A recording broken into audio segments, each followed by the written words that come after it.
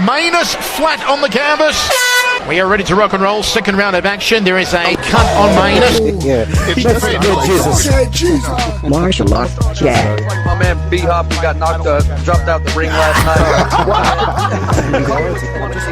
I need a little judo baby. I need me a little judo baby, and let's do it, Ron. Let's give me You see what filming this? You've got a face for radio. I've got a face for radio. That's nice. Martial arts chat. Hello, welcome to the Martial Arts Chat podcast. The roundtable is back, and we'll be looking ahead to UFC 241, DC Martial versus arts Comedy number 2. We'll be getting predictions from our panel as well, of course, answering your fan questions. Thanks to everybody that got in touch on Facebook and on Twitter as well. Before we look ahead, just first a quick shout out to the sponsors. A1 Fight Gear. A1 Fight Gear use the latest cutting edge boxing gloves for professional and amateur fighters, gym enthusiasts and kickboxers, so local and national gyms in the UK. Do yourselves a favour, go check out a1fightgear.com. If you want to get in shape, get back in shape, or just keep trimming the fat off, whatever your gimmick is, go to beastgear.co.uk, use the coupon code MartialArtsChat, and if you do that, you'll save 15% off your purchases for core sliders, straps, barbell pads, strength and conditioning programs, all at different levels to suit your needs, whether you're a beginner or you're an expert, whatever, man. beastgear.co.uk is where you need to beast your goals. We're also sponsored by Feel Supreme. feelsupreme.co.uk offer CBD oil and natural nutrition. They will assist your progress in diet and lifestyle, natural supplements and complementary services such as yoga, mind coaching and weight cutting programs. And finally, we're also sponsored by World of Martial Arts Television. Woma.tv produces, finds, acquires, commissions and presents all you ever wanted to know about martial arts. And so to our panel here this evening, delighted to have him back on from MMA Fansighted and MMA Latest. It's Mr. Dave Noseworthy. Dave, how you doing, sir? I'm well, sir. Thank you so much for having me on again. I've been looking forward to this all weekend. Pleasure to have you back, my friend, and also returning Pompey's biggest fan. How did you do this weekend, Matthew? Did you bag some goals? Yeah, we got a couple of goals against Tranmere at home.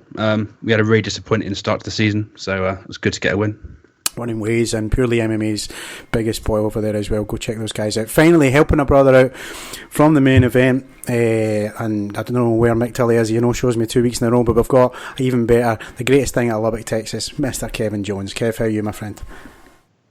I'm doing great, man. I'm glad to be here. I figure I probably come through for you when you need me to about as many times as I let you down. So you're the man. That's it. Well, guys, UFC 241 just round the corner. Lots of great fights on the card. 3 in particular I want to look at. The first, he's a favourite on our show, man. Don't forget Jesus. I love him, the soldier god, Yoel Romero. He gets the undefeated Paulo Costa. Should be a cracker, man, in the middleweight division. Could have huge implications in this title picture. Let's get some thoughts and predictions, if you please, gents. We'll start with Matthew on this one. Matthew, Yoel versus Costa. What are you thinking, mate? Well, I'm going to name it the Battle of the Steroids. Why not? I don't have to say it to their faces, so why not? This could be a really heavy-hitting fight. I think one of the main questions going into the weekend is if Romero is actually going to make the weight. Obviously, the last time he missed, it was only by 0.2 of a pound, so he was close. But it's another year on. He's another year older. It's going to get harder and harder. It's not going to get any easier. So Paulo Costa, of course, can knock anybody out at any point, and he has done. He's knocked everybody out that he's faced pretty much. So it would be wise for Romero to probably go back to his wrestling background and take this to the ground, because it's going to be difficult for Romero to get any success on the feet with his hands. It's going to be difficult. I know he's got great striking power himself, but against Costa, it's not wise to go toe-to-toe with him with it. Definitely not. So, of course, Costa is a black belt himself in Brazilian Jiu-Jitsu, but Olympic wrestling and Jiu-Jitsu, it is different. So it'll be interesting to see if it does go to the ground, how that works out. So a lot of questions going into the weekend and a lot of questions around this fight.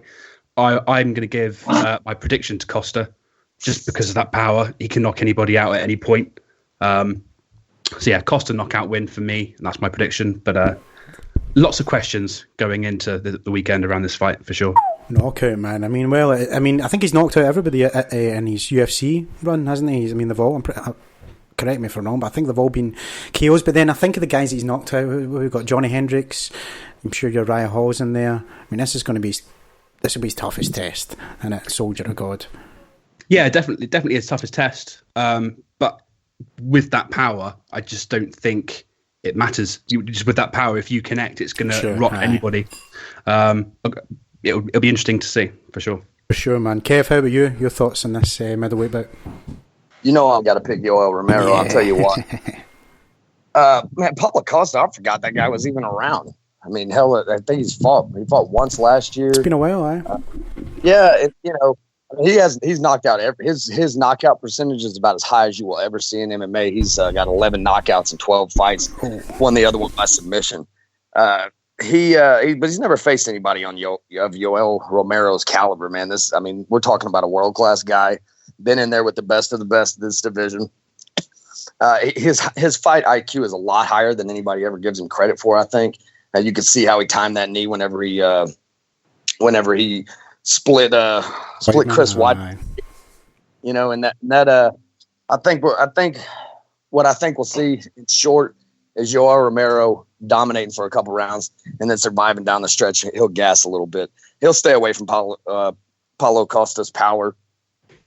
He's smart enough to do that. You know, he's not going to get in there and mix it up with him. If he sees a spot, he will look to time it and exploit that weakness that he sees. If he doesn't see it, he will, lean on his wrestling to more than likely stay off the ground. I don't see him wanting to go to the ground. He's shown a tendency to sit there and fight with people on his feet. And like I said, his ring IQ is way up there, and he has the power to turn out your lights just with one swing as well. And that's, I think I'm just really caught up in the layoff for Paulo Costa. I don't know if Costa's had injuries or why he's been out for so long, but there's something that was keeping him out, and just being out that long doesn't bode well for a guy. Again, the best guy he's been in there with is Uriah Hall. Johnny Hendricks was definitely faded and bouncing around weight classes before they got together. So, yeah, to me, Soldier God, Yoel Romero, and I'm really not letting my fandom creep in here, even though he is one of my favorite fighters. Definitely could go the other way, but as long as he avoids the big shots from Costa, I think he can frustrate him on his feet. And like I said, depending on the pace of the fight, Yoel Romero, as he's known to do, will fade down the stretch. We might need to spill a gallon of water in the corner. Yeah. Whatever we got to do, we're going to get it done. Yoel Romero going to the finish line. Cash in on that one. Yeah, I love everything it brings, man. Like Victor Vargas said it best, like it's a stereotypical dirty Cuban. You got all those tricks. Yeah, spilling the water. Did we drop the ice? Oh, we forgot the stool. Like all that shit, man. Everything counts. And if you can bend the rules as much as you can to your favour, and you're an amazing athlete and wrestler into the bargain, I love it, man. I think he's Ric Flair for me. He's the dirtiest player in the game, and I absolutely love it. Dave Costa, like we said, sorry, on you go, mate. He's so nonchalant about it too, just plays the whole. Just shrugs his shoulders, then he's like, "What? I didn't know you couldn't do that." Yeah, I love it. I love the attitude, man. But yeah, Dave, your thoughts, man. Biggest test his career. We said, how's it go down for you, mate? My line of thinking is very much the same as Kevin's. I put a lot of stock in the fact that Costa hasn't fought since July 2018. That's a really long layoff, and couple that with the fact that. No disrespect to these guys, but his most notable wins, I guess it's arguably a toss-up between Uriah Hall and Johnny Hendricks. And I don't think Costa's fought anybody even in the same wheelhouse of the level that Yoel Romero's at. And I think he's cerebral enough to not try to play the striking game, at least for too long. Perhaps he does sort of standing there for a moment to sort of pick his shots because he's got that bit explosiveness and that big power to turn your lights out as well. But Costa's just such a behemoth power puncher. I think he's smart enough to try to stay out of that early. And although he is known to sort of fade as time as rounds go on, he'll do that. I just see him being smart enough to just not get into that mess in the first place. And if he can just get a hold of him of Costa earlier and possibly hit him with a high amplitude slam, or just grind on him early and get him tired early. I just visualize Yoel Romero getting a win on this one. And there is the thing you got to take into consideration.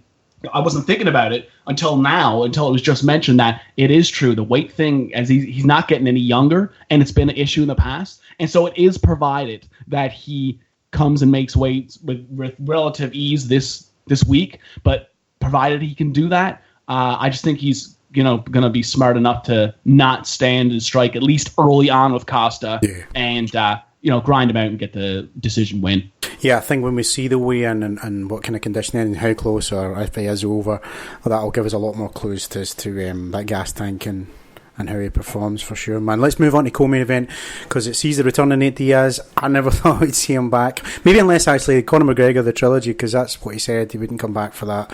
And I was speaking at the top of the show, I mean, he was matching Masvidal, pulled out, Poirier pulled out, so I expect a pull out here, but it looks like it's on, man. Diaz, Showtime, Pettis, should be some scrap. Let's see the thoughts of the panel. We'll start with Dave this time. Dave, Diaz, Pettis, who you got here, sir? Yeah, speaking of long layoffs, Nate Diaz hasn't fought since August 20th, 2016, UFC 202. Can you imagine?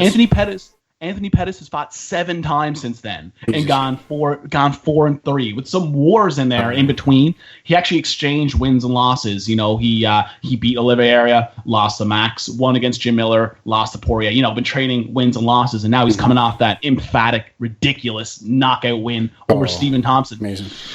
And when I think about Pettis' striking style, the super technical, sort of straight down the pipe, sharp strikes versus Nate Diaz's sort of, I love his boxing style, but and I don't want to say his punches are loopy, but they are sort of loopy, and they sort of, I find, when you're the sort of striker like Pettis that goes straight down the pipe against a boxer like Diaz, it lends itself to danger for Diaz in terms of just absorbing damage, which we know he can take. So I'm at a loss. I'm sort of like making a game time decision here, because coming into this, I really don't know. Although I think Pettis is amazing, and coming off that win, his confidence is a sky high. I do think he was losing that fight up to Thompson until he wasn't losing it, and he's sort of hot and cold, and he's been hot and cold a lot over his career, and I'm not sure what to expect. So I mean, assuming Nate has been keeping up his training, which I think you can safely assume he's done, and he's had sort of long layoffs in the past and still shows up, I can sort of see Diaz coming away with the decision in this one. A lot of people have said that. I've seen that, like Diaz by decision, and clue me up. Does anyone know if this is a 5-round or a 3-round fight? I'm going to guess 5 rounds because it's co-main, but I don't know if we've got it's 3, isn't it? I was assuming it was 3. Sorry. Same. No, I thought so as well. And that changes it a lot for me if it is 5. For Pettis' game plan, I think he looked to reserve, be a bit shy with the flashy techniques, because that's a big output of energy for the kind of shit that he throws and looks to knock you out. He's not setting you up with volume by any manner of means, which is what Diaz does, as we all know. But yeah, the layoff, man. I mean, 3 years is ridiculous, isn't it? I know the guy, he does the triathlons and all the rest of it, but it's not fighting. It's not fighting. It's That's not the same, innit? Exactly, man. It's not being at the fight week. It's not being weigh-ins. It's not. I know he's done it a million times, but he's not done it in a long time. And you're right, man. I think that's going to go a long way. It's going to go a long way. And to be honest, I just want to get this one last thing in. Obviously, you want to be as objective as possible, but it's the thing. I love both fighters, but I love Diaz so much. I think a part of me wants him to win, so maybe sort of that's why I'm leaning that way. But but that's where I am with it, I guess. No, fair enough, man. Matthew, how about you? Pettis, Diaz. What does a victory do for either man, actually, at welterweight, and your thoughts on the fight, mate? I think UFC are probably hoping for a Nate win. I think everybody probably has their eyes on a trilogy fight with Conor and Nate. Everybody will be paid for it, including the UFC. The pay-per-view buy rate will be insane. So from a business standpoint, UFC are probably hoping for a Nate win. I really like how Pettis is in a new sort of mindset, especially since the Tony Ferguson fight. He's now coming out and just saying, right, I'm going to go for it. I'm going to take damage, but they're going to take damage as well. You really saw a new side of him, and I quite like that. Obviously, he lost that due to injury, but yeah, I did love what Dave said about Nate's punches. I don't want to call them loopy, but they're loopy, but they are. It's kind of like he's never been known as like a huge knockout artist, but the volume of punches that Nate has just slowly chips away at you, does bits of damage here and there, often makes you bloody, and he's bloody as well. Going to be a great fight. Prediction-wise, it's difficult. I think Pettis' new mindset is going into it is going to be really telling if he can keep that mindset up with Nate, because Nate isn't going to get knocked out. He'll get knocked down and he'll get hurt, but the Diaz brothers, they get back up, you know. Should be a crazy fight. I'm pretty sure it's going to be fight of the night. Pettis, if he wins, it's just another huge name on his record, and maybe pushing him up quicker to a title fight, maybe.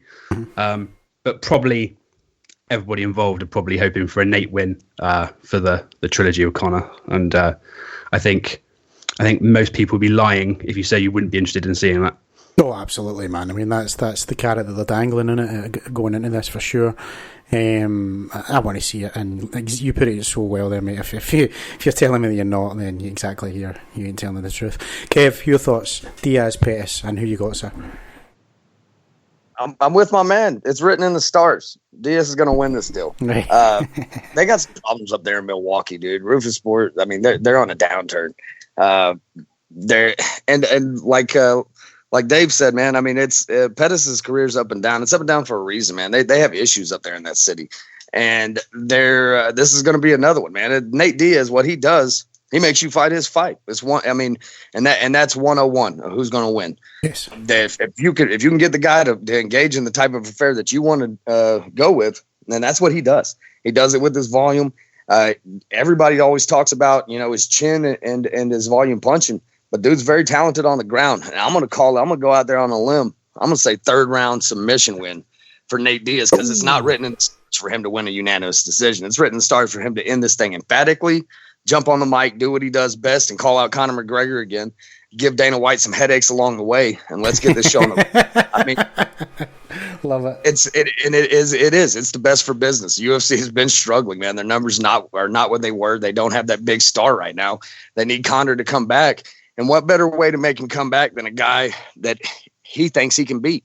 I mean, and as far as the layoff goes, I mean, hell, we're talking about a guy that was, you know, sitting on a beach in Mexico eating kale sandwiches or whatever the hell the Diaz brothers diets consist of, and drinking beers. Yeah. That's a good point. And he came off 2 weeks notice and fucking whooped ass against a guy that was as hot as you can possibly get in this sport. Yeah. So I would say if there's anybody, I'm sorry, I didn't mean to interrupt, but I'd say if there's anybody that can do this sort of thing with layoff, it's like Nate, like Kevin's saying, I think. Exactly. Yeah. Bisping too, though. I put Bisping in that category with Rockhold. He jumped in 10 days notice or something. It's about the experience factor. I mean, the fact that he's just he's been doing this at a higher level than Anthony Pettis for longer. He's been in there with I mean, you can't really point and say Anthony Pettis ain't been in there with his high caliber guys, but I mean Nate Diaz has been there for longer, and he's just at that experience level, man. I mean, we're talking about a guy earlier with Paulo Costa who's got 12 fights, you know, and I don't know how long he's been fighting for. But the experience, you know, he's been in the UFC for like 4 fights. I mean, Nate Diaz has been in here as far back as I can remember. I mean, what was he on, like the Ultimate Fighter season 2 or 3 or some shit? Early doors, aye. It was early. So yeah, man. I mean, and Anthony Pettis, man. I mean, he had his little time to shine, and we see this a lot in these weight classes. Dudes get on top, and once they fall off that pedestal, man, they never really. It doesn't matter as many title fights as they want to give Frankie Edgar, man. He shouldn't be, you know what I mean? And I feel like the same way about Anthony Pettis, man. I mean, he's never going to be that Showtime guy that he was whenever he came out and whenever he took the title from Benson Henderson. That time's passed. Nate Diaz is in here. His time is still now, man. If he chooses to keep fighting, so I'm excited to see him back in the ring. You know, at first glance, you got to look at this fight, man. I say, oh, shit, I really don't care who wins this damn fight. I mean, you know, but no, man, Nate Diaz all the way. Let's get that trilogy happening. It should have happened right after the first. And I mean, a lot of people out there, I did score the fight for Conor McGregor in their second fight, but there are people out there who could have justified a score for Nate Diaz as well. And so you know, I'm ready to see 5 more rounds of that. Well said, mate. Guys, main event, heavyweight title. I rewatched that first fight again last night. TP was controlling the fight, I thought, and got caught. And then, of course, it was teased that it was going to be Brock Lesnar and all that hoo-ha, and I guess he couldn't pass the USADA test. So a year later we got the rematch in it. But, I mean, there's no reason why he can't get caught again, don't get me wrong, but I still fancy Miocic's chances in this one. We'll see how it goes down, obviously, but let's see how the panel starts. We'll start with Kev this time. Kev, I know how much you love DC, but give me your thoughts, man. Is it and still or and new for you? I really want to pick Stipe Miocic in this fight. Really too. But I can't for the reasons you just illustrated. He, it's kind of like I felt like he got in there and caught Verdum when he won the title. I thought Verdum was controlling that fight, and he got caught. And like you said, Stipe kind of did the same deal. And the fight was so short. It's hard to kind of visualize this fight thinking about the last one. So you got to kind of think of it in a new way. Mm-hmm. And when you do think of it in that new way, it comes out the same old result. And Daniel Cormier is too good in too many different areas to allow this fight to not go his way. It was long enough. I mean, there's always a chance he's going to get caught, and that chance dwindles as the fight goes on. But he's very smart. He keeps his shoulders very high when he walks in. He mixes it up on the inside with him, where what he doesn't want to be is right in that sweet spot range. But the threat of the takedown is enough to either make him back up or make him hesitate enough for DC to get inside, I think. Yeah. And DC's not opposed to banging it out with these guys. He's smart in the way he goes about it. He can take a shot. And we've seen that. I mean, we're talking about a guy that went 5 rounds with John Jones. So he can take his licking. And yeah, I really just in my mind cannot see this going any other way, man. And anytime I think about these big fights and Stipe Miocic, I can't ever let go of the fact that this is a guy that lost to Stefan Struve, and he did look great. Maybe he did look great while he was champ, but maybe he just kind of fit in the right spot, which I think happens a lot of times in the heavyweight division. So we'll see, man. I mean, maybe he can go down to when he does lose to DC, maybe he can go. Maybe he can talk to DC and have DC talk to Kane, and he can go down to Mexico and start wrestling lucha libre. Put on the Patriot. That's it. Put on that mask. Man, Stefan Struve, that was a blast in the past. I remember that fight well. Oh, yeah. One more thing I think I got to throw out that my man Mike mentioned on our show this morning. Go on. It's the Modelo curse, man. I don't know if y'all get the Modelo commercials over there. Oh, yeah, in the we UK. get them. Yeah. Nice but beer. yes, this is the it's a great beer. We used to buy it for $4 a pitcher down in Ciudad Acuña, south of Del Rio, Texas. And but it's the curse of it's the Modelo curse, man. If you look at the guys they brought on and what they're doing now, Cain Velasquez, Brian Ortega loses his title, Stipe Miocic's lost his title, and now they're showing the guy down at the supermercado stocking mangoes. He's a hero of the people. They're getting out of they know what they're doing. Curse. So who's next? Cejudo then? I guess he's the next one to fall. Hopefully. Oh, they brought him on. Bad idea. Missed the cringe. Dave, how about you? DC retains or Miocic regains the belt? You mentioned you watched their first night fight there yesterday, and I actually recently watched it as well. And it's up until he wasn't winning, Stipe was doing really well. And the thing is, I always viewed that fight as a situation where I don't think Stipe counted on Cormier standing there and striking with him.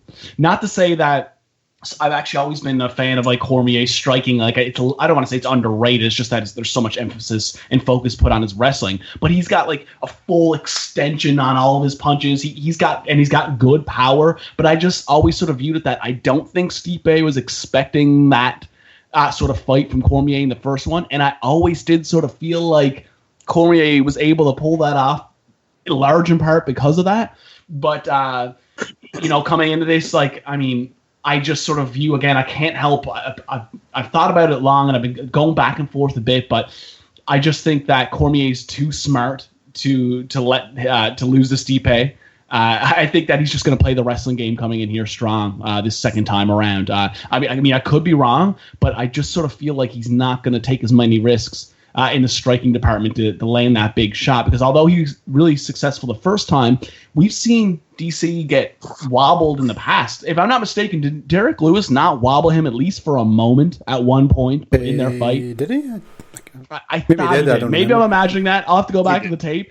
We know Anthony Johnson. He most certainly did. He's sent him flying to the canvas. Yeah. That was unbelievable. But again, credit to Cormier. Like, I don't think he ever wavered. His eyes, he always seemed to be still there, even though he went down. So I guess the point I'm making is he's absolutely capable of absorbing a shot from Stipe, and Stipe's got that big power.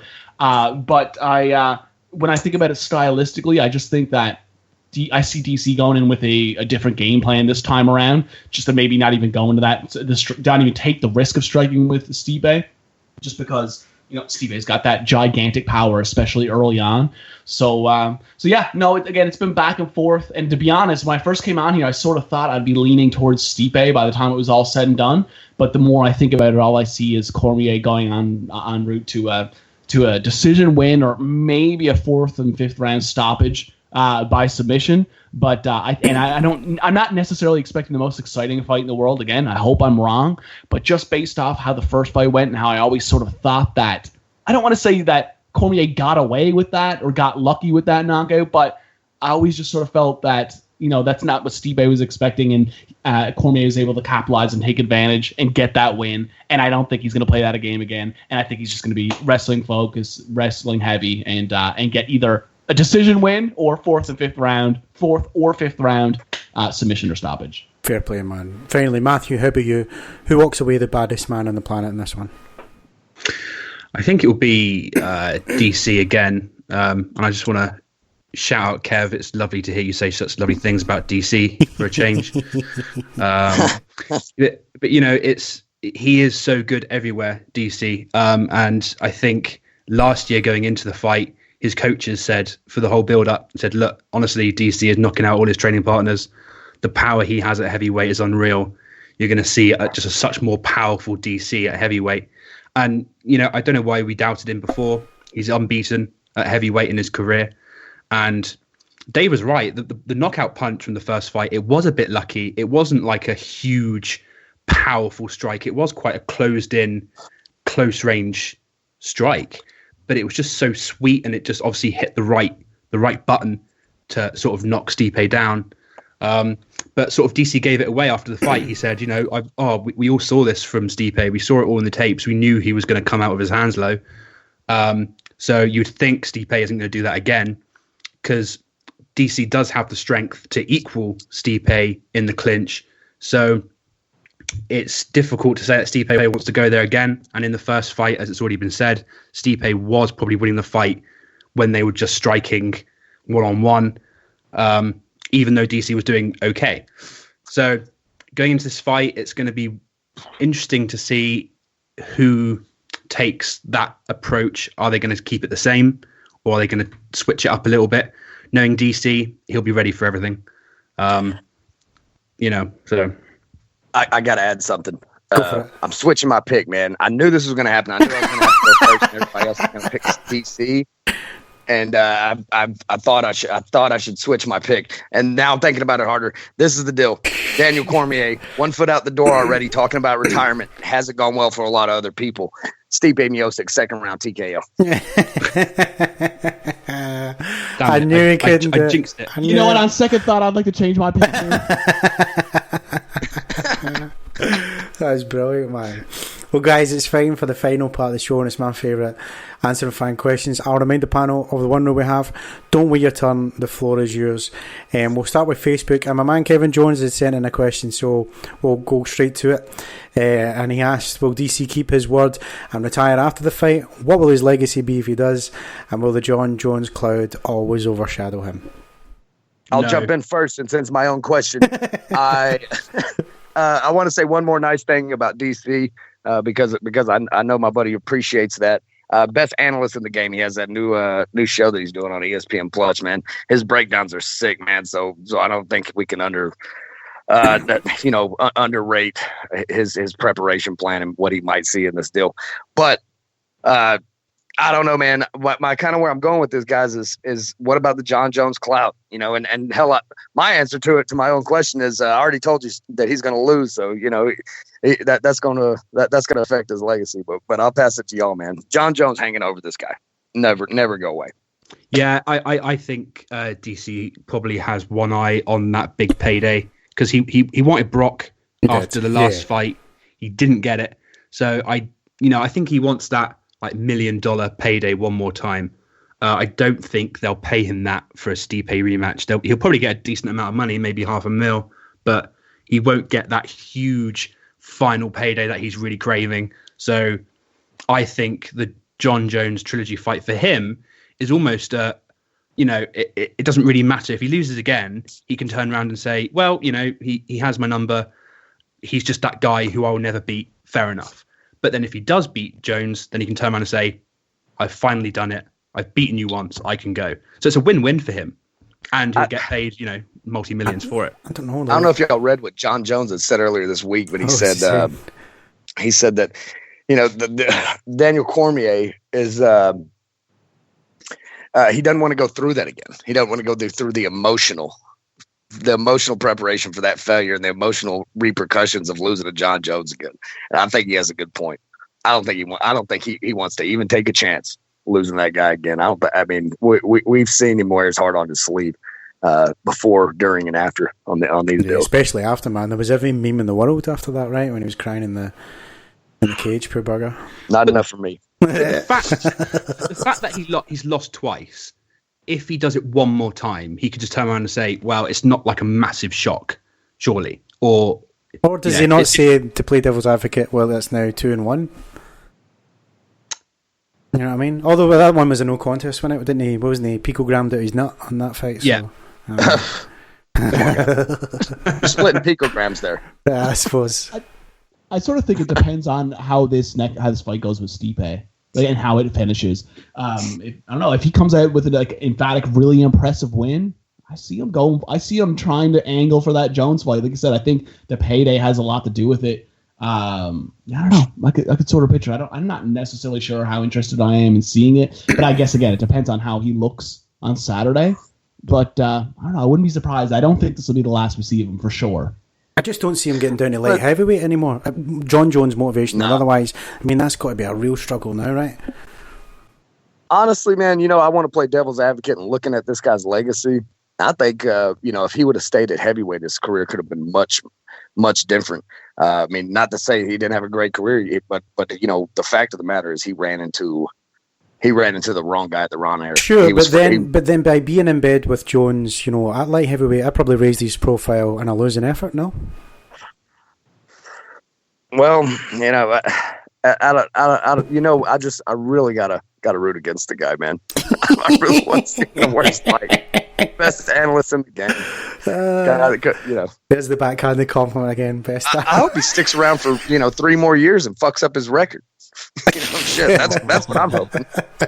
Let's stick around too long. Man. Well, let's move on. But when you answer this one, guys, please by all means take your time, because the host here needs to go and grab a beer, and the kitchen is all the way over there. But I'll ask it first. It's G from the MMA Shower. Is Colby Covington too far with his trash talk, or is it business as usual?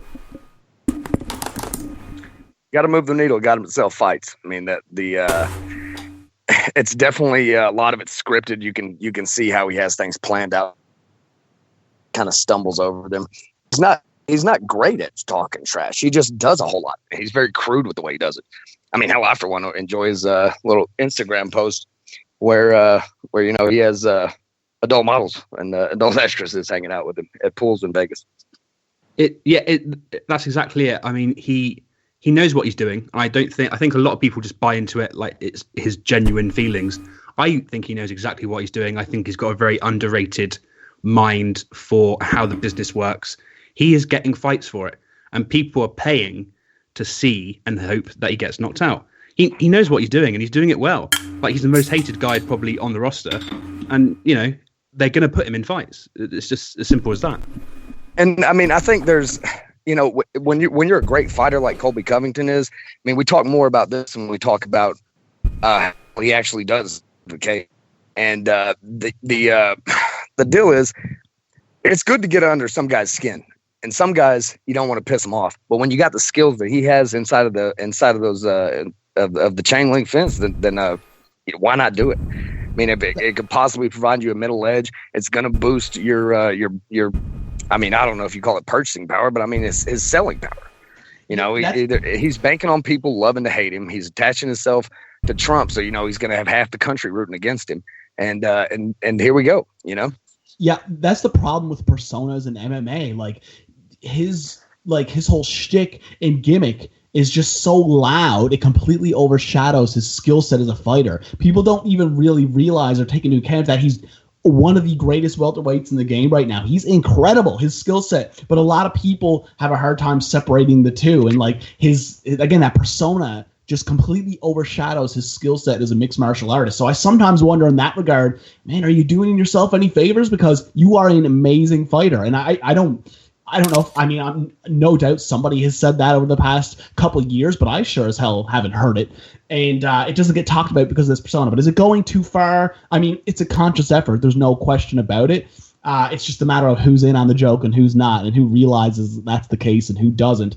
I've sort of, on my episodes I do with MMA Latest Weekly, talked at length of this over the last couple of years to the point to where I'm rolling my eyes at myself. But I accept the whole gimmick pro wrestling stuff as a part of the sport. I don't particularly love it. I've just come to accept it. So I don't personally like it, but is it going too far? Nah. I mean, he's picking the most sort of obvious choice to get the most, the biggest reaction, and it's working like a charm. So really, I mean, say what you will about him, but it's getting the desired result. And so as far as, his execution, it's killer. The guy's got skills as well. Sorry, jump in, guys. I was listening to what you're saying. The guy really had. You're right, man. He has so much skill. I was watching that fight, and we were hitting each other up in the group chat and whatever. I was sold, man. I was still of the. I still couldn't get past the shtick, if you want to call it that.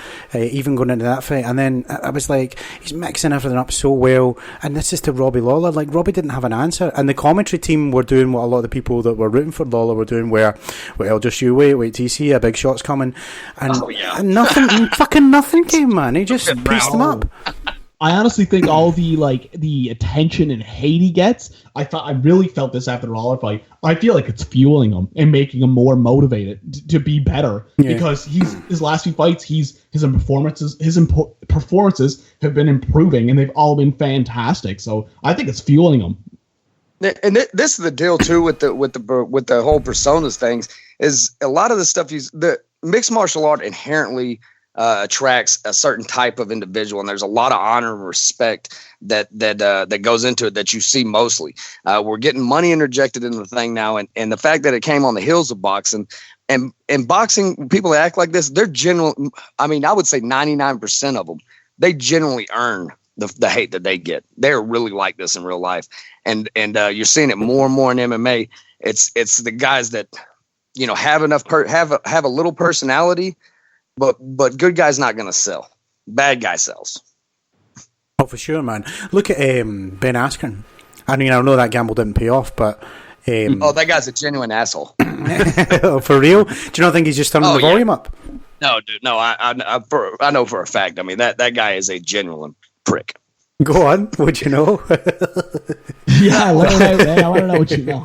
No, man. I mean, it's just well documented, man. The guy's a typical meathead, and he does dirty shit in fights, man. I mean, I had an instance where I wouldn't say I called him out. I'm not even sure how he got involved in the thread, but we were talking about a fight on Twitter that happened when he was fighting over in Asia, and it was against Luis Sapo Santos. Sapo Santos almost hit him with about 3 soccer kicks in a row, and was doing very well against Ben Askren in the first round. I mean, Ben Askren intentionally eye poked him twice. I watched the fight several times, and all I mentioned was I thought the eye pokes were intentional. Here comes Ben Askren out of nowhere talking shit, and I say, hey, man, I'm trying to be respectful, but that's what I think. That's just one man's opinion, and he followed it up with something else. So maybe I got a little personal issue with it. It's like my little 5 seconds of fame with Ben Askren. But no, man. I mean, that guy. There's a reason that Dana White had it out for him so long, man. The guy is the guy's a jock, man. I mean, he's full of himself, and he was sitting way too high on his little horse and got knocked off. So I'm not missing any chances to sting Ben Askren. I'd like to just insert this thing about the whole persona and shtick in MMA. It's a risk reward thing, because when he came to the UFC and sort of, again, don't want to say he lucked out, because controversial or not, he earned a victory against Lawler, but I did sort of feel like he dodged a bullet in that one because it quite easily could have been stopped. And that, he was like, the hottest thing in MMA for a period there. He was on Helwani's show pretty much every single week. His interviews were, getting big traffic and were Helwani loves that shit. Compelling enough. And now, credit to him, he got that, that insane, whatever the hell it was that Masvidal did. I still can't believe what happened there. But and he handled it well as you can. But he was on Helwani's show there. I think it was last week. And I came away from that interview going, wow, that's like, those interviews just don't have the same impact anymore, does it? You know what I mean? That personality, that sort of thing. Because when you sort of put that out there, and then it just doesn't work when you're losing, especially when you lose like that. So. That's where he stands now. What's going to happen if he loses his next fight? He'll be out the stock goes down even more, right? And his interviews are that much less interesting and that much less compelling. His next fight's meant to be against Damian Maia. I want to see it, but there's no knockout happening there. There's no knockout happening there. I think that's very much. Could be. Yeah, it's very much his kind of fight. He can go into it and not have to worry about getting sensationally knocked out. He can go in and just do what he does best, and then if he loses that, then he'd probably handle it very well. I found his reaction to the Masvidal loss quite funny. Actually, I found it quite amusing, but it's amusing in the way of, he's kind of almost self-accepting that he was good enough, and it's a bit sad, really, but it was funny. Fair play, man. Let's move on. No, sorry, mate. On you go. No, you go ahead. Well, good. Derek Bowe is asking about Frank Edgar's move to bantamweight. He's asking, is it too late, or does he have something left in the tank to make a real run at that division? Yeah, I think Frankie's just desperate for this, finish his legacy as a two-weight champion. He's already got a legacy, man. In my eyes, he's a legend. But this move to bantamweight, do you think he can do the business? I don't. UFC has a hard-on for giving Frankie Edgar championship fights. I don't think he's. I'm in Uriah Faber, right? Yeah. He's from New York. I mean, they're kind of people love Frankie Edgar. You just said it yourself. Love him, people man. Gush. Yeah. Love it. Man, I don't know. I think this is a terrible move for Frankie Edgar.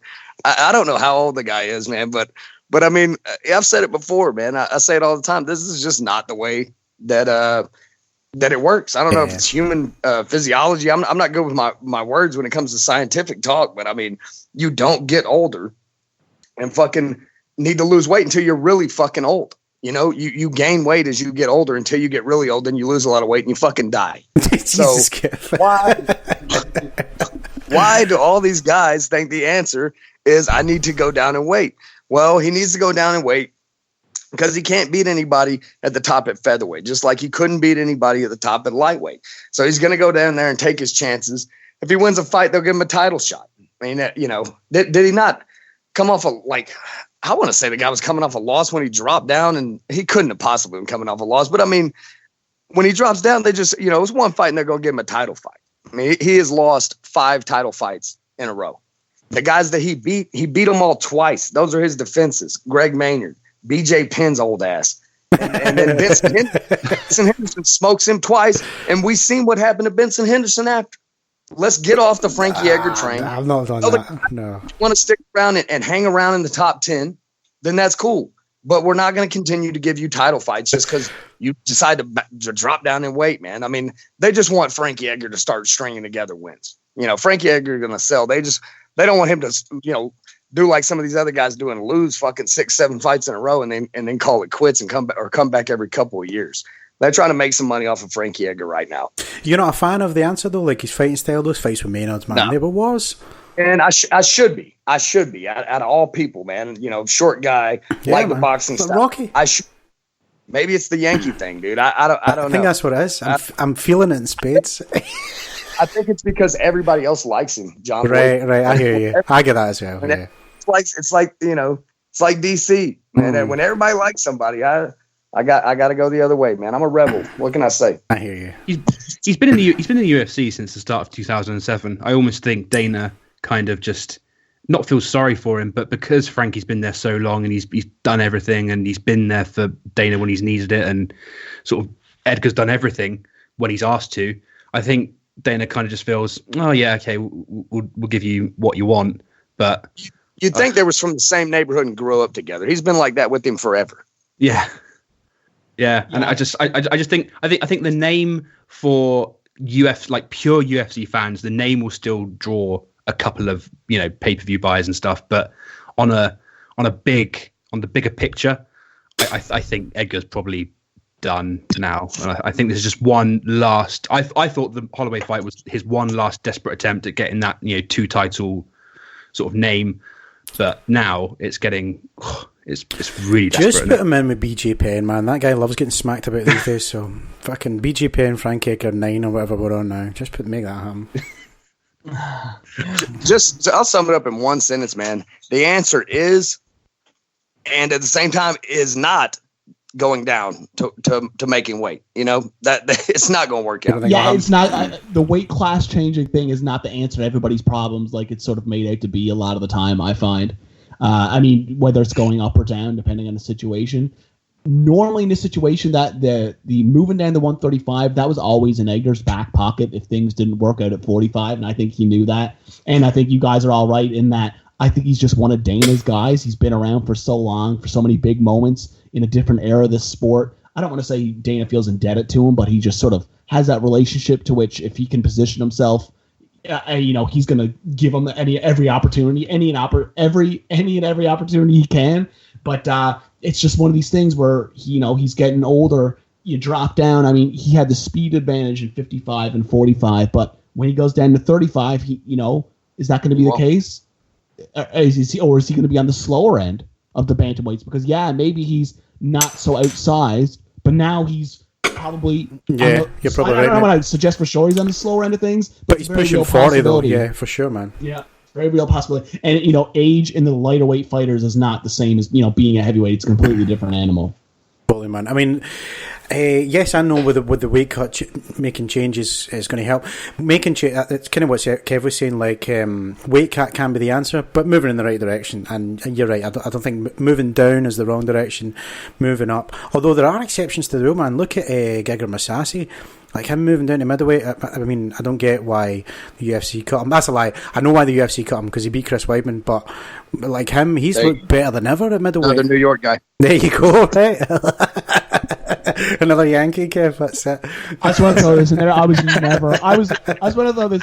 never high on Chris Weidman at all, ever. But anyway. Beat Anderson, man, though. Beat him twice. I know that was a leg break and all, but I was there. The first fight. It was really shocking. Yeah, crazy. Yeah, that was a phenomenal fight. Derek Bowe, my man, also followed up with who is at fault in the Chris Cyborg versus Dana White saga? One, the other, or both? I mean, Chris Cyborg's never done herself any favors, ever. And I don't know if we can say anybody's to blame. I mean, it is what it is. They brought her in there without a Division IV, and she continues to butt heads.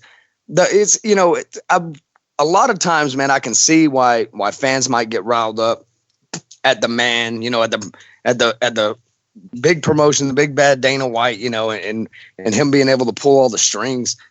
But and that's not really the case in this deal, man. And in those arguments, I always tend to take the side of business. But she's a headache, man. And I don't think that it was good for business keeping her around. I don't think she's that big of a commodity as fans perceive her to be. She's not Ronda Rousey, but she sells, no? The numbers do not back up this argument, man. She is such a fucking headache for the promotion. And again, let's think about Ronda Rousey. Since you pointed out, she's eating chicken wings with the boss after her fight. Yeah. What Cyborg do after her fight? Rolls up in his face talking shit to the boss, man. Yeah, I've always heard. Sorry. You just. I mean, when they tell you, when your boss is telling you to jump through a hoop, where's the hoop at? Light it on fire and let's get it on. You know what I mean? Not talking shit the whole time. It don't matter what the fuck he said 10 years ago. Hell, it don't matter what he said yesterday. He's in charge. He's your boss. So let's get along with him or not. And she chose not to. and now she can go get along with Scott Coker. Which, I mean, and we're still going to get to see her fight. Yeah, I mean, I think that's what's going to happen, if I'm honest, and I think that's what should happen. That's better for Chris Cyborg, that she sees at her final years with that's his girl, isn't it, Chris Cyborg? So he'll do better things with her. I think he'll promote her better, he'll match her better, and he'll probably pay her better as well, right? I've always heard that Cyborg is hard to deal with. Like, she seems, I hear also that she's like one of the nicest people on the face of the planet and that sort of thing. But and you know what? She's in a bit of a unique situation, just given everything, whether it's her fault or not, in terms of fans' perception on her and what she's likely had to deal with over the years.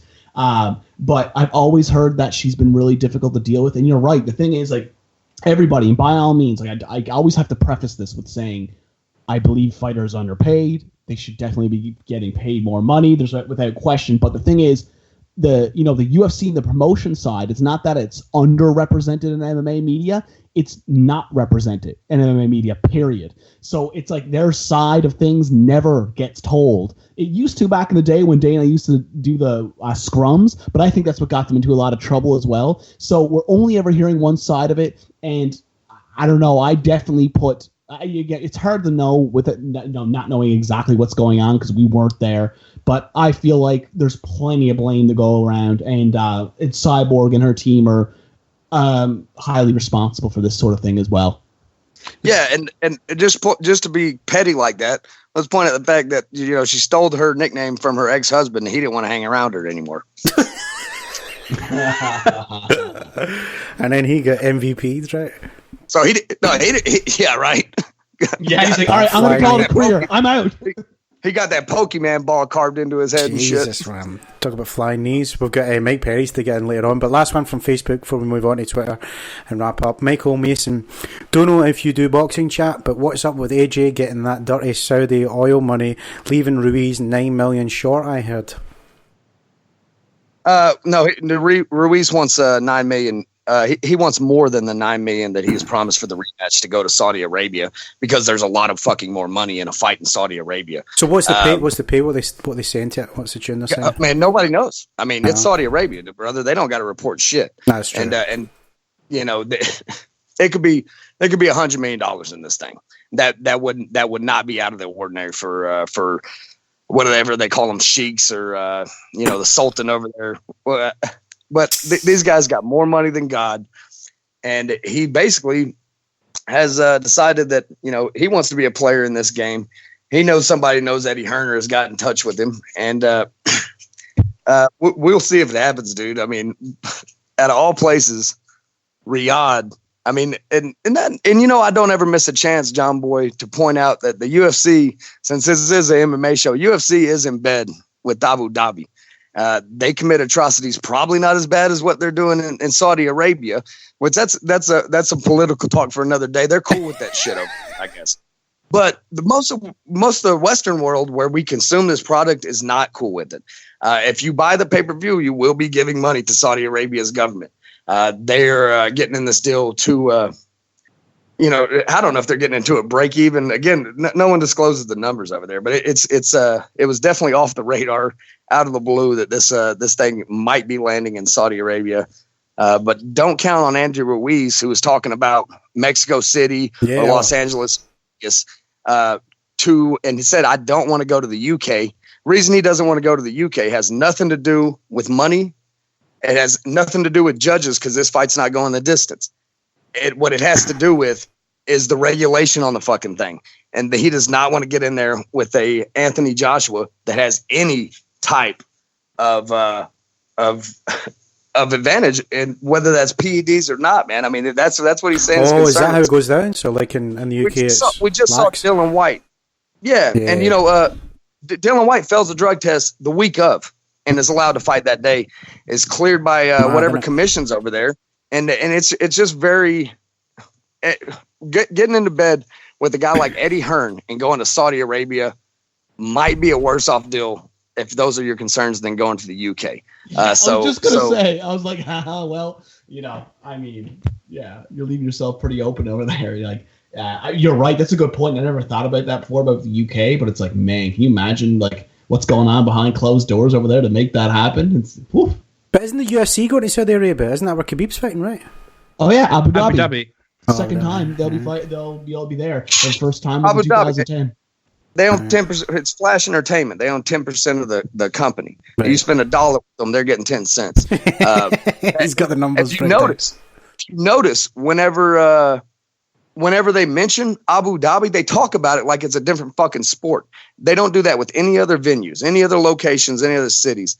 They don't talk about it like, oh, well, he beat that guy in Abu Dhabi. They'll say, Joe Rogan says that habitually on fucking telecast. If there was the past fights over there, they mention it. And I was thinking for a second, when I first started hearing it, I was thinking, hell, man, if I didn't know any better, I would think it was some kind of grappling sport that, oh, well, hell, he did beat him in Abu Dhabi. You know what I mean? And it's not talked about at all, man. Back in the day when this shit happened, even years after it, you bring that shit up, man. They were jerking people out of the press conferences, is what I heard. Nobody talks to Dana White about this shit. It's an old story now, but it goes on every day.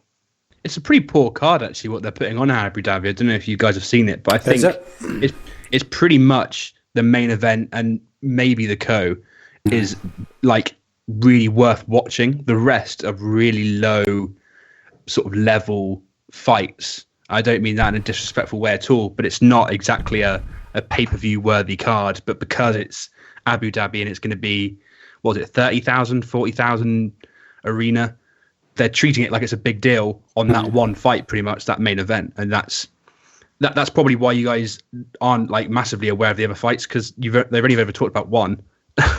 That's the new business model, baby. Well, let's fuck the roundtable episode for that show then. Hold on, I'm having a wee look at the card just now. We've got Edson Barboza, Paul Felder here, co-main. Islam Makachev's on that card. Curtis Blades. My girl Joanne Calderwood, but she's on the early prelims. Who's she fighting? Andrea Lee. Zach Cummins is on that card as well. I mean, ain't bad. She's fighting Andrea KTB Lee. That'll be a good fight, man. Two kickboxers thrown down, hopefully. I mean, that's you're right though, Matthew. It's not stacked, is it? Let's be honest. It's not stacked. It's good. Don't get me wrong. Edson Barboza, Paul Felder will be a hell of a fight. Oh, and then the following week is Cerrone and Gaethje. yeah, exactly. Like you'd think if they were putting so much emphasis on this Abu Dhabi card, why don't you put the Gaethje Cerrone fight on this card? Yeah, I mean, makes sense. It's just it's a decent. There's some good fighters there, but it's not like a stacked main card of the year, which is how they're kind of marketing it, because it's the next pay-per-view in the UK to be on box office on BT Sport. Oh, is that the second one? Right, I see. It's the second one. So it's what's the story with that? Because when I had Brian Lacey on the show and he does some work for BT, he was telling me that there's only 2 pay-per-views that they're doing in the UK, but I heard it was 4. Did you hear the same?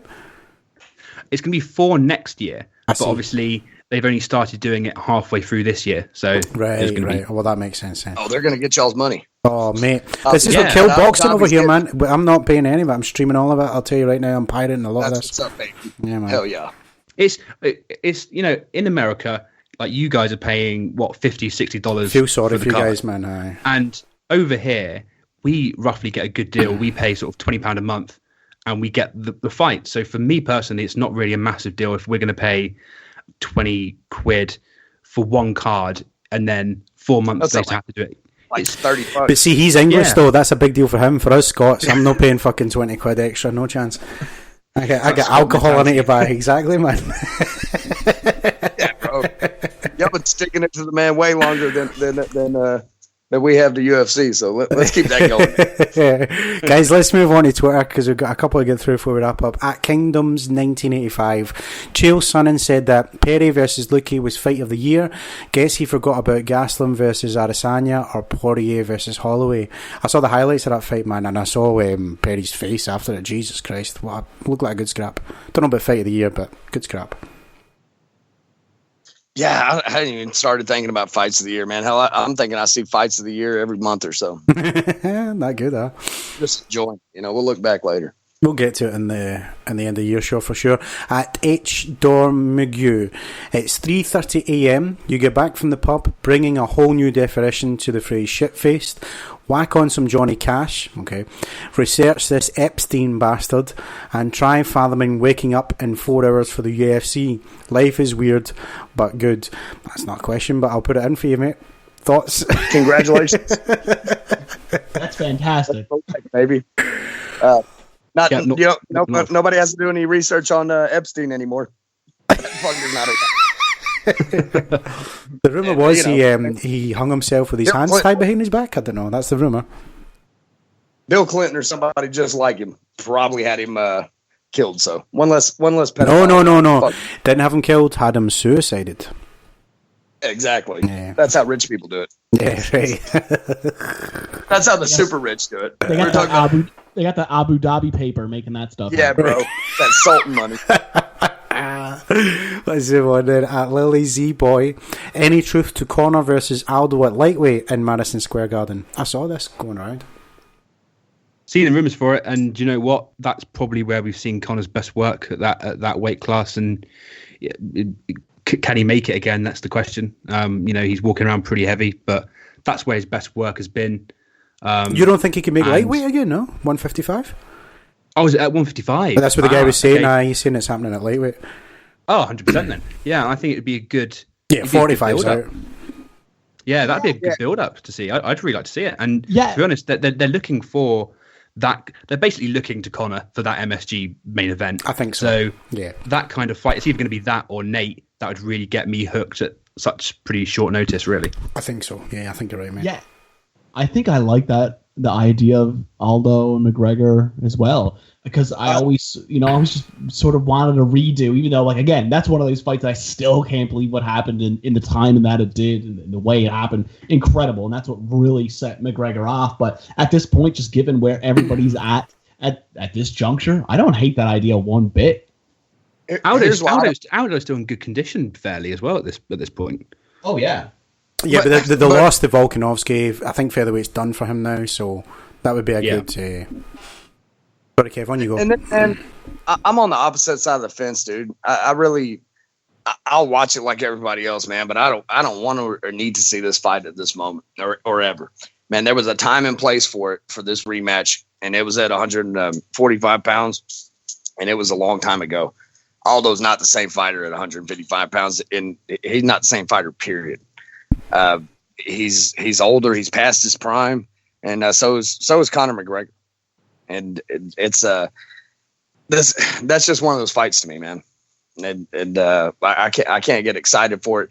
The hype for it surrounding it would not be anything close to because Aldo is not that type of guy.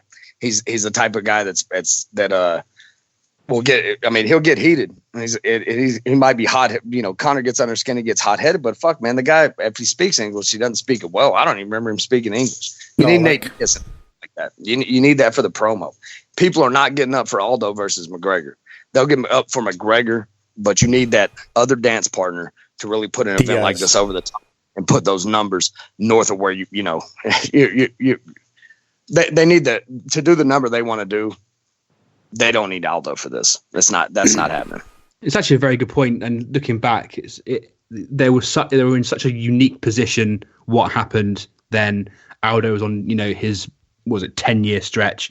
Conor was on this amazing uprise, and they were just the fight got taken away, didn't it? That's how the Mendes fight came about. And they were just in this such unique position where everybody was frothing at the mouth for it. Would you get the same buzz now? Probably not, and it might make it worse. The fact that the first one was such a hyped build up, and this one wouldn't be. Yeah, I think.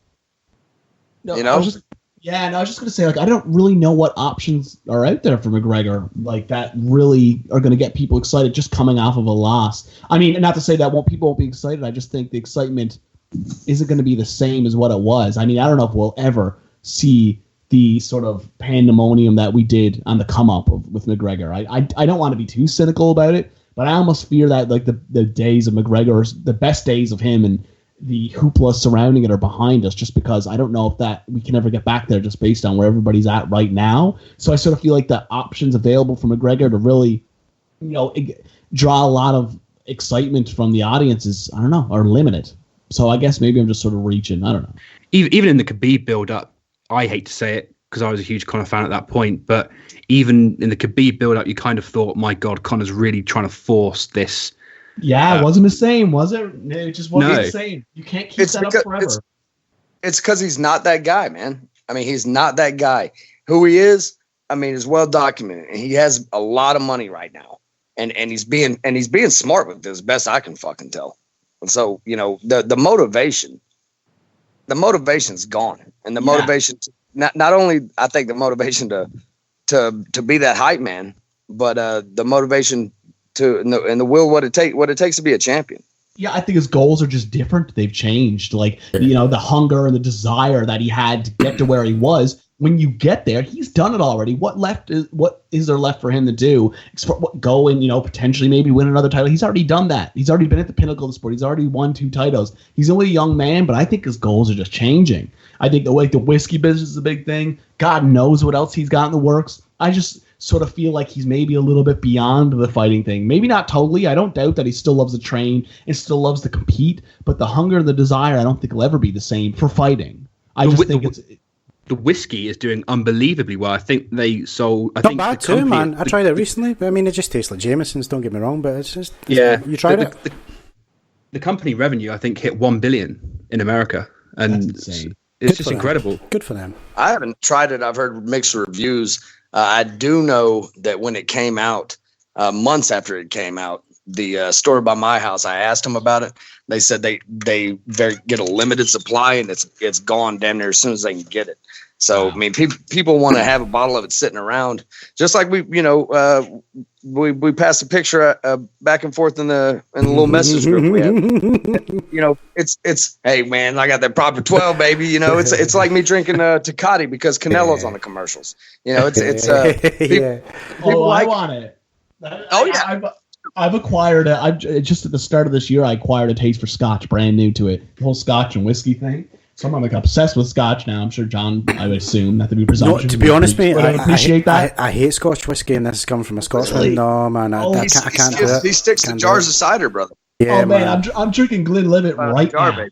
I mean, all of these are. I hear rave reviews, but I just can't do it. My old boy loves it. Now, Kev, do you like a Jameson's? Yeah, I enjoy whiskey. You know, you kind of go through phases, I guess, when you're a kid. I went through a rum phase, a Jägermeister phase, and that whiskey phase is what kind of stays with you. Haven't got into Scotch yet, but, you know, my pops is into it. But, yeah, I enjoy I definitely enjoy it a little too much, you know, so I tend to stay away. I hear you, man. Well, if you like a Jameson's, you like proper 12. It's pretty much the same thing, mate. But we'll wrap up with the last 3 from Twitter at Michelle88E. Does anyone in the world pronounce Uruguay like Uncle Dana? Okay, so I haven't heard how he pronounces it, but I'm going to. I haven't either, but I've been having a little fun with it. I mean, I'm from I'm not from that far south Texas, but you can get to Mexico in 3.5 hours if you drove fast. And it's, you know, in Spanish it's pronounced Uruguay, right? But everybody says Uruguay. I don't know how he pronounced it, but I've been having a little fun with that this week. I like it when I can mix in a little bit of my Spanish enunciation knowledge on shows. My girlfriend's from Spain, actually, and I was actually trying to figure out how to pronounce it. I was doing the same thing, but yeah, I got that, I guess, like Canadian Newfoundland dialect on it. So I'm not sure, to be honest. I haven't heard Dana say it either. Is Dana from New York? You think he is? I mean, he's got to be with the way he loves Boston. Frankie. I think, right? He came up in Boston. I've always just seen him like it. He's a New York type of guy. Yeah, East Coast, I guess, isn't it? I don't know. How do you Definitely. all saying the same way as me? Uruguay, all right? Uruguay.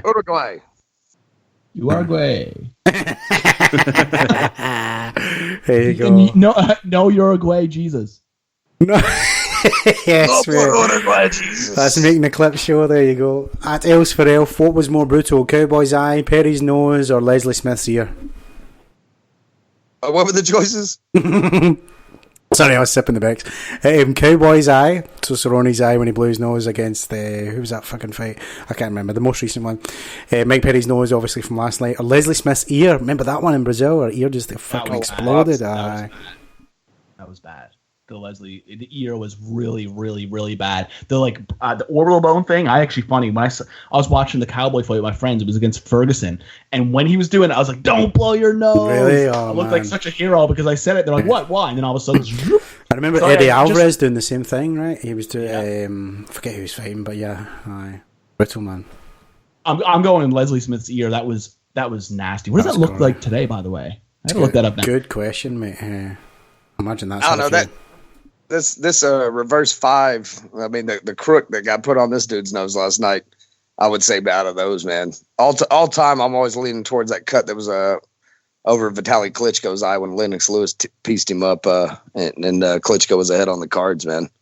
Broke a George Foreman grill after that for the things that he was saying about the fight. Oh, come on. What about your man Cyborg's skull, though? I mean, we talked about it earlier. That's got to be up there, right? Anderson's leg? Oh, that's got to be. Well, I think Cyborg's in a league of his own because of the X-ray picture, you know? Yeah, the X-ray picture made it, right? Yeah, that was brutal, man. We had no idea until we saw that picture just how bad that thing was. It looked that, yeah. I mean, I was laughing about it until I seen that picture. I didn't really want to laugh about it after that. That's crazy. Something like that. Silva's leg was pretty damn horrific too, though. That's horrific. God damn. Okay, last one from Twitter, guys, before we wrap up. At Artem Gotov, is it right move for Pettis to stay at welterweight with another win, or is size going to play a big factor versus another top 10s in that division? I feel like the thing about like in professional kickboxing, I don't know if you guys are fans of pro kickboxing. That's sort of, I was really, really hard in the Muay Thai kickboxing, pro kickboxing at one point, and like you'll see size discrepancies, and they're a lot more accepted and it's a lot more common because I don't know, it's sort of up in the air. Some people will tell you that, you know, being the smaller fighters is the advantage, and you know, when you're dealing with a bigger, heavier fighter, you're dealing with a slower, more predictable target. But the thing is that if you're just playing purely the striking game, you deal with the impact a lot more later on in the rounds when you're dealing with it. I think there's weight classes for a reason. Again, Pettis isn't even a big 55er. Am I wrong in saying that? Is he not just sort of like a regular 45, size weight? so I can't imagine he's not, right? I don't know. He struggles to make 45, but he's a thin guy, and he's long and thin. Mm-hmm. I sort of feel like, I don't know. Like, it depends on how it goes. You know, while he's winning, as long as he's winning, I'm sure he'll be there. But in terms of his long-term future, I don't know. You run into some of those guys. I've seen some of these guys. I'm sure maybe you guys have as well. But I've seen some like UFC welterweights and pro welterweights in person before up close, and it's unbelievable how big these people are, how big these individuals can be. And I just feel like his future long-term, it can't be when you run into some of these monsters that are right there. Even Stephen Wonderboy Thompson, I saw him in 2012. I was like, holy shit, he's a lot bigger than what I expected. So it's kind of crazy to think that Pettis was able to do that to him. But in short, I think ultimately, one way or another, he resigns back to 55. Yeah, I've mentioned earlier in the show, the correct answer for Anthony Pettis is to move camps. I mean, he's been up there too long, he's too comfortable in Milwaukee. I'm not sure what all them cats are into, man, but that's a different type of city, and he needs to get somewhere where he's focused all the time. So you reckon that training camp is going south? Then what makes you think that, mate? I'm really intrigued by your words. Like I'm all ears when you say it. I'm like, wow, it perks my ears up. It's interesting. It's just man. I mean, these dudes is they run around, man. I mean, they're eating too many cheese curds. They're falling in with people. I mean, didn't Pettis' house get burnt up and like? I mean, who knows who these guys are hanging out with, man? I mean, there's a lot of CM Punk. It's a big clique that's going on up there, man. I mean, and you watch these guys in boxing. Y'all know I'm a big fan of that. They move around for their training camps. You know, they got a little home gym with the great trainer, but they'll move around. You know, and a lot of them, especially when you get on the end of your career, the answer is not to stay with the same people doing the same thing. And we're seeing these guys fall off, dude. Interesting. You can definitely get too comfortable at one place if you stay forever, and you won't. I think the people at the camp will just tell Pettis what he wants to hear. Yeah, and get away from your family. You know, get away from the yes men. That's okay. You're Anthony Pettis. Nah, man. Get back to work if you want to win, and if you want to just go through the motions and do the same thing and get. And that's the old saying, man. If you do the same thing, you'll get the same results. Well, in today's day and age, and especially in the fight game, if you do the same thing, you will get less. And he's at that point. I mean, I hear you. Yeah, you can get stale, but like, look at someone like John Jones. Has he ever been with anyone that's not Jackson Winklejohn? John Jones. John Jones is a different beast, man. This cat. That's true. That abilities he has is above it. It's hard to compare him to anybody else. You know, it's like comparing a Fortune 500 company to or you know, it's like comparing a big conglomerate to a smaller corporation. It's you know, for him, John Jones is a type of fighter that knows what he has to do. Doesn't need to be told. Just needs a place to develop those skills, man, and work with them. You know, Anthony Pettis is a guy that needs to fucking trainer that's going to change his approach and make him more disciplined. But then if you make that jump, I mean, it is a gamble. Look at someone like Luke Rockhold, different kind of setup there. Obviously, AKA they go hard. He changed with who's that big Dutch boy always shouts, "Don't give up." He went with him, put on a blue sock and got knocked the fuck out. Things ain't looking too rosy for Rockhold. Retirement, Dana wants. So, I mean, I don't know. He's in a point of his career. How old is Anthony Pettis? He's got to be somewhere around the 30 mark. If you make a move now, it could be do or die time. I don't know. Is it a gamble you want to take? That's the question you got to ask. I think you've took too long to taking it. And you know, talking about Rockhold, doesn't the guy got a modeling career and he's been a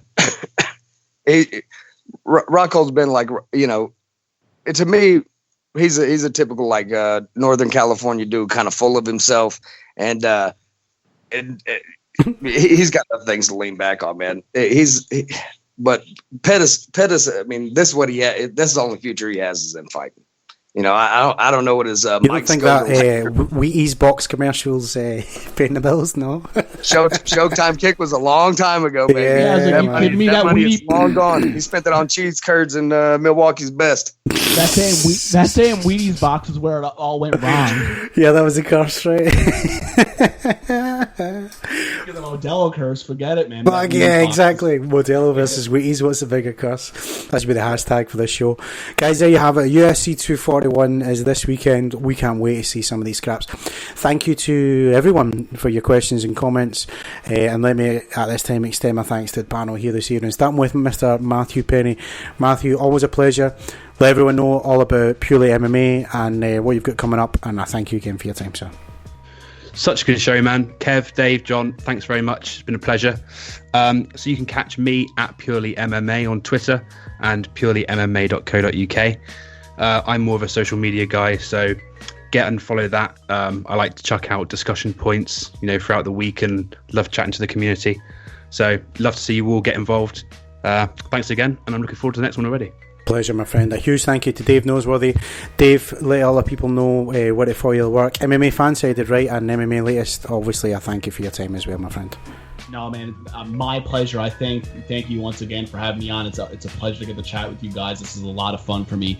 I do my weekly podcast, short form video podcast once a week, every single week, like clockwork. Work with MMA Latest. Can't talk here, and I'm also writing articles with Fansided MMA throughout the week as well. So just check me out on Twitter, Dave Noseworthy on Twitter, and like I said, look for those videos, look for those pieces, and thanks again for having me. Appreciate it very much. Hashtag Wheaties curse. Anytime, my friend. That's a good hashtag. And finally, a massive thank you to Kevin Jones. Kev, always a pleasure. Thank you for helping a brother out tonight. Always fun having you on. Let our listeners know all about the main event and where to check you out, sir. I saved the day. I just want to remind everybody about that. No better way to spend a summer afternoon in West Texas, man. I think this is the summer the wind forgot to blow, but it's dry as shit. And it's not. I mean, it's not as hot as it has been, but I mean, goddamn, this is brutal, dude. And I hope we're at the end of it. No, man, you can always check me out on doublet973.com. And you just click on the podcast page, go down to the main event. We are live Sunday mornings from 8 to 9 on Double T 97.3 FM if you are in the West Texas area, and also live online, man. So yeah, get on there, download the app, Double T 97.3 app, check that out. Think about doing a little more writing for MMALatest.com if I can find some time too. So, but yeah, keep up with me. Keep up with me weekly basis. If I didn't say Double T 97.3.com, Too many times. I said it once more, so I'm out. Pleasure. And if you like this podcast, be sure to subscribe. All the platforms, man, iTunes, whatever you want. Just search for Martial Arts Chat. We'll be on every Sunday at 30 PM talking MMA. Go to facebook.com/Martial Arts Chat. Give us a wee like there. And you can follow us on Twitter at Martial Arts Chat. And I'm John Boy McElroy, and I'll catch you next time on the round table.